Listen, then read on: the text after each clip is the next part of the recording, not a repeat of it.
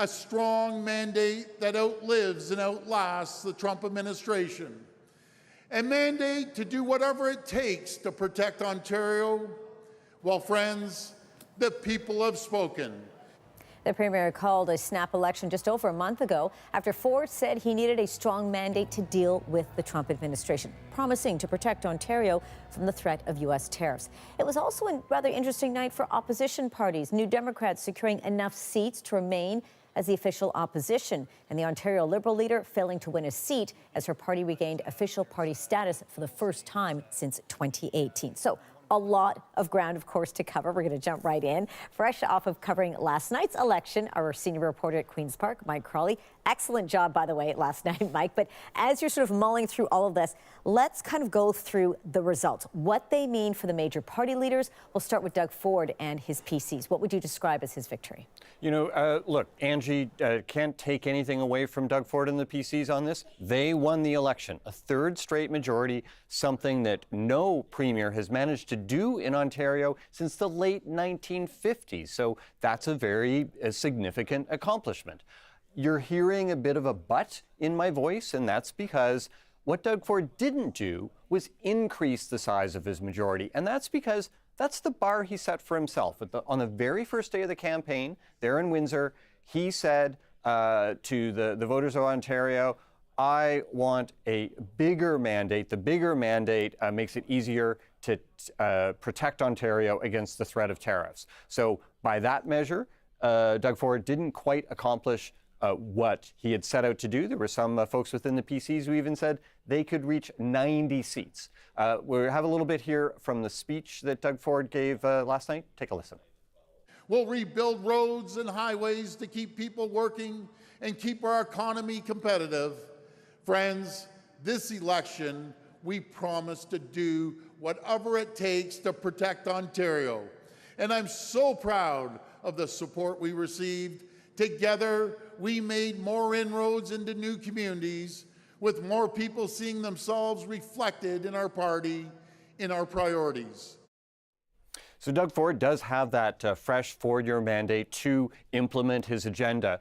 We were hoping to find out a little bit more about how he intends to do that, a bit of his reaction to the fact that he wasn't able to grow his majority, but the usual morning after news conference that the winner has, Doug Ford's people canceled that. So we're not going to be able to throw any questions to him today. It's interesting, sort of, I guess, as he says, business going back into business here. An interesting night as well for the other parties, Marit Stiles and the NDP, being able to stay on as official opposition, but break the numbers down a little bit. Is this a good result for them? Look, it is never good, a good result when you don't win an election, and the NDP did not win last night. They're taking some solace from being official opposition. For Marit Stiles, she talked a lot during her speech about how important of a job that is. And she sounded really genuinely enthusiastic about the next 4 years of holding the Doug Ford government to account. She also, in some ways, held out a bit of an olive branch to Doug Ford. Got a little bit of that here. Take a listen. I want you to know that I'm congratulating tonight Premier Ford on his victory. And I really do want to offer him any possible help that we can provide in the face of the threat of Donald Trump. The threat is real. And I deeply believe that we can overcome it with a strong Team Ontario and a strong Team Canada approach. Very conciliatory tone there from Marit Stiles, and you know, her NDP was under quite a lot of pressure from the PCs that were really targeting trying to win NDP-held ridings in places like Windsor and London and Northern Ontario. The PCs were only able to grab a couple of those seats.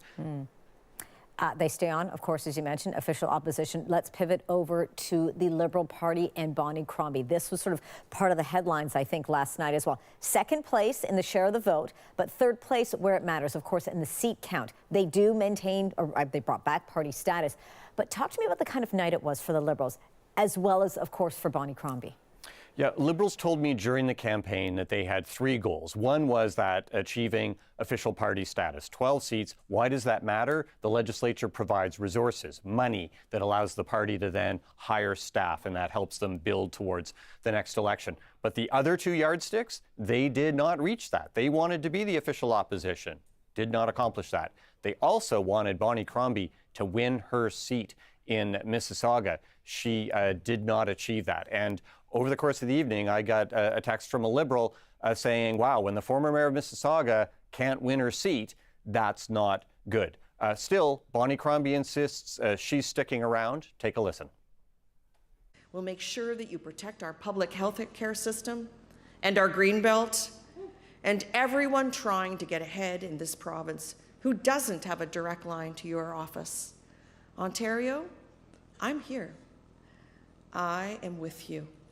And I commit to you today that I will stay on.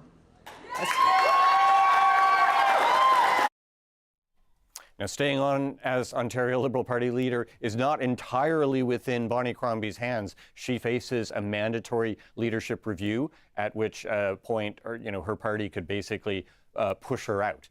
One last thing I wanted to mention, the Green Party, Mike Schreiner, status quo for them at Queen's Park. They went into the election with 2 MPPs. They're coming out of the election with 2 MPPs. Overall, it was quite the night. Great coverage again on your part and the team's. Mike, thank you so much for this. Mike Crawley, our senior reporter at Queen's Park. All right, let's go now to Clara Basica. She has been speaking to voters in Scarborough. Clara, good to see you. So what are people telling you? Well, Angie, I've been speaking to different eligible voters throughout the riding of Scarborough Southwest, which, as it happens, is actually the riding that I began this campaign in, speaking with voters about what they care about. So it's been really interesting to see the perspectives of voters evolve from the start of this race, when Ford first called it, until now the end here. We know, of course, that Ford called this election saying that he needed a strong mandate to respond to these Trump tariffs. Now, what he got in the end was a pretty similar majority to the last election. And what else is similar is a lot of people are waking up to see they have the same local representative who isn't necessarily a progressive conservative. I spoke here to people in Scarborough Southwest, and here's their reaction to this victory and what they'd like the next Premier of Ontario, now Doug Ford, to do next. It was expected. There's no one that will run against them to be any better. I believe in processes. So if you already start a process, you must finish it. So continuity is important. I'm feeling great. It's good they won. PC is my priority because they have my values in general. Yeah. I think it's okay. Yeah, I think people know they will win anyway. PC, that's for right now at least. The tariff, very important. I think we may be in a recession soon. I don't know. A lot of people may lose job, so got to be careful. First, I'm hoping that Doug fixes up kind of some things that he's promised before that he didn't do. Help us, because this is a low-income area where we live, so it doesn't look like anybody's looking at us and caring about us, so that we have to go through each month wondering where our next grocery bill is going to come from, because honestly the money that they give us right now, for us low-income people, we don't get anything. A lot of people are homeless. A lot of people need homes to live. They can't afford their rent. So if he could make some changes. So many people that I'm speaking with in this riding, both happy to see their local representative, who's an NDP back, and Ford in power. So an interesting mix here in the riding of Scarborough Southwest this morning. Indeed. Thanks a lot for this, Clara. You're watching CBC News Toronto. We'll have more stories from our province when we come back.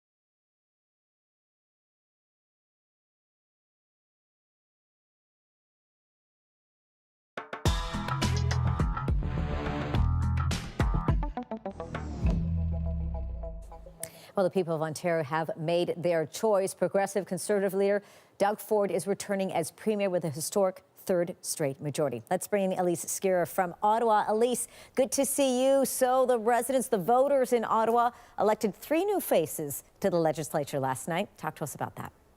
Yeah, that's right, Angie. 3 new faces. Very excited, obviously, to be representing these 3 very different Ottawa ridings. One urban, one more suburban, one rural, one orange, one newly red, and one blue. So the big surprise among those 3 has to be Nepean. Now, the area had been PC for years. John Baird had taken it from the Liberals in 1995. Then Lisa MacLeod held it. She was a very vocal and visible face for Ottawa at Queen's Park, but she decided not to run again. And that left an opening for the Liberals, and specifically for Tyler Watt, who won a registered nurse. Here's what he had to tell us about his priorities.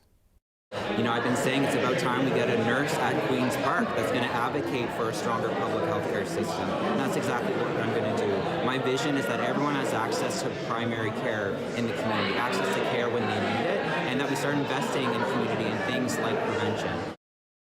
So that was the only flipped riding that we saw in Ottawa. The Liberals had been trying. They had put a lot of their hopes into Ottawa Centre.